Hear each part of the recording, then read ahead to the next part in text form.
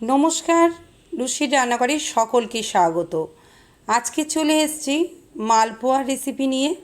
বন্ধুরা, বাড়িতেই কিভাবে খুব সহজেই বানিয়ে ফেলা যায় একেবারে মিষ্টি দোকানের মতো মালপোয়া, সেটাই আপনাদের সঙ্গে শেয়ার করব। ভিডিওটা লাস্ট পর্যন্ত দেখার অনুরোধ রইল। তাহলে চলুন বন্ধুরা, দেখে নেওয়া যাক আজকের রেসিপি।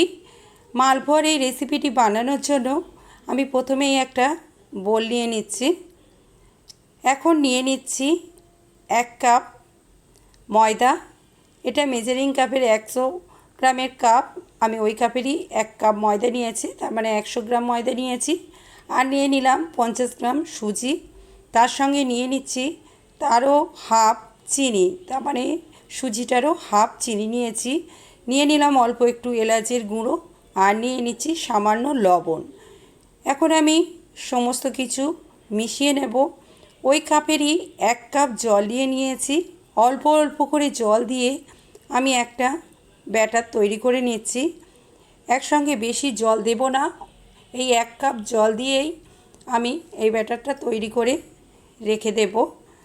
দেখুন, সমস্ত জলটা দিয়ে দিয়েছি, ভালো করে ব্লেন্ড করে নিয়েছি। এখন আমি এটাকে ঢাকা দিয়ে রেখে দেব 1 ঘন্টা। 1 ঘন্টা পরে ফিরে আসব। যে চিনিটা রয়েছে 1 ঘন্টার মধ্যে চিনিটা গলে যাবে। 1 ঘন্টা পরে ফিরে এসেছি। দেখতেই পাচ্ছেন বন্ধুরা, চিনিটা একেবারে গলে গিয়েছে আর ব্যাটারটা অনেকটাই পাতলা হয়ে গিয়েছে। এখন আমি এই ব্যাটারের মধ্যে আরও কিছুটা জল দেব। অল্প অল্প করে জল দিয়ে আমি একটা মিডিয়াম থিকনেসে ব্যাটার তৈরি করে নিচ্ছি। ব্যাটারটা তৈরি করে নেওয়া হয়ে গিয়েছে, আপনাদের দেখিয়ে দিচ্ছি ব্যাটারটা ঠিক কেমন হয়েছে। ঠিক এই রকম অবস্থায় ব্যাটারটাকে আমি বানিয়ে নিয়েছি। এখন আমি গ্যাসেতে একটা কড়া বসিয়ে দিচ্ছি। প্রথমেই আমি চিনি শিরাটা বানিয়ে নেব। ওই কাপেরই 1 কাপ নিয়ে নিয়েছি চিনি, তার মানে 100 গ্রাম চিনি নিয়েছি।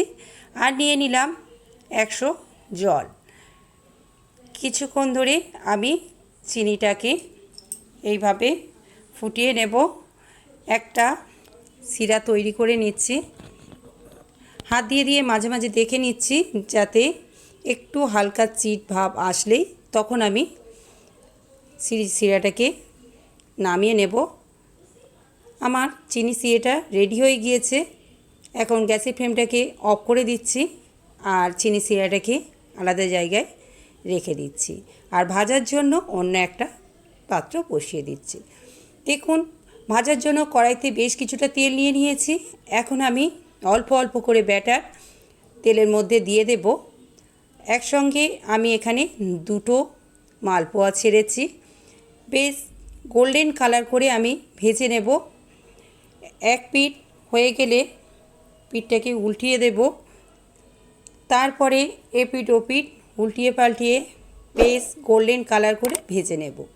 দেখুন, এই মালপোয়া দুটো ভাজা হয়ে গিয়েছে। এখন আমি এই দুটোকে তুলে নিচ্ছি। আর একইভাবে আরও বেশ কিছু মালপোয়া বানিয়ে নিচ্ছি। আর এইগুলো তুলে নিয়ে একেবারে আমি ওই চিনির শিরার মধ্যে দিয়ে দেব। দেখুন, একইভাবে আরও দুটো ছেড়ে দিয়েছি। এইভাবে সমস্ত ব্যাটারটাকেই আমি প্রথমে বানিয়ে নিচ্ছি। বন্ধুরা, আজকের এই রেসিপিটি আপনাদের কেমন লাগলো তা কমেন্টের মাধ্যমে জানাবেন। রেসিপি যদি আপনাদের ভালো লেগে থাকে আমার ভিডিওটিতে একটি লাইক করবেন, অন্য বন্ধুদের সাথে শেয়ার করবেন। আর আমার রেসিপি যদি আপনাদের ভালো লেগে থাকে আমার চ্যানেলটিকে সাবস্ক্রাইব করার অনুরোধ রইল। এইভাবে আমি সমস্ত ব্যাটারে মালপোয়াগুলো বানিয়ে নিয়েছি। এখন আমি চিনির শিরার মধ্যে সমস্ত মালপোয়াগুলো কেমনভাবে রেখেছি সেটা দেখিয়ে দিচ্ছি। দেখুন, যেগুলো প্রথমে দিয়েছি সেগুলোকে ধারের দিকে সরিয়ে দিয়েছি, আর পরে পরে যেগুলো দিয়েছি সেগুলোকে ঠিক এইভাবে রসের মধ্যে এপিট ওপিট করে 2-4 বার করে নেড়ে নেড়ে এটাকে আমি আধ ঘন্টা ভিজিয়ে রেখে দেব।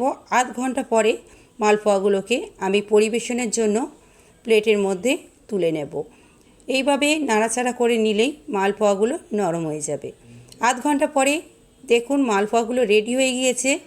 এখন এগুলোকে পরিবেশনের জন্য প্লেটের মধ্যে নিয়ে নিচ্ছি। আর আপনাদেরকে একটা কেটে দেখিয়ে দিচ্ছি এই মালপোয়া কতটা সুন্দর হয়েছে। বন্ধুরা অবশ্যই আপনারাও বাড়িতে ট্রাই করে দেখবেন, আশা করি আপনাদেরও খুব ভালো লাগবে। দেখতেই পাচ্ছেন কতটা সুন্দর দেখতে হয়েছে, আর এর ভিতরটাও কতটা সুন্দর হয়েছে সেটা একটা কেটে আপনাদেরকে দেখিয়ে দিচ্ছি। দেখলেই বুঝতে পারবেন ভিতরটা কতটা নরম আর কতটা রসালো হয়েছে।